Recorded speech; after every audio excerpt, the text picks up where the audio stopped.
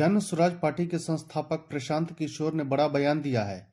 प्रशांत किशोर ने कहा है कि जदयू के राष्ट्रीय अध्यक्ष व बिहार के मुख्यमंत्री नीतीश कुमार की बेदाग छवि देखकर ही उनके साथ जुड़े थे।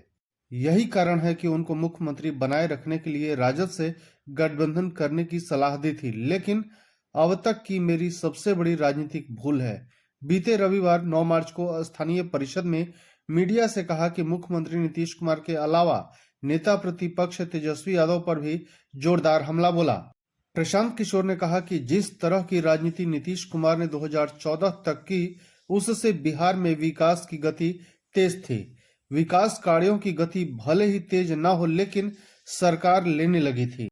लेकिन 2014 में मिली हार से बौखलाए नीतीश कुमार ने बिहार की राजनीति में एक नई परंपरा की शुरुआत कर दी। वे मुख्यमंत्री की कुर्सी पर बने रहने के लिए हर तरह के हथकंडे अपनाने लग गए।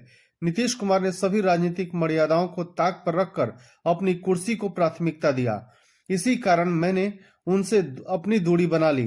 प्रशांत किशोर ने कहा कि अब तो हालत बद से बदतर हो गई है। केवल नीतीश कुमार ही पलटू राम नहीं है, बल्कि सरकार में बने रहने के लिए तेजस्वी यादव और भाजपा भी किसी भी हद तक समझौता करने के लिए तैयार हैं। आप कह सकते हैं कि अब सभी पलटू राम हो गए हैं। प्रशांत किशोर ने कहा कि वे बिहार और बिहार की अस्मिता की पहचान दिलाने की मुहिम पर हैं। साथ ही बिहार की दुर्दशा को भी दूर करना चाहते हैं। इसके लिए राजनीतिक रूप से मजबूत होना बेहद जरूरी था।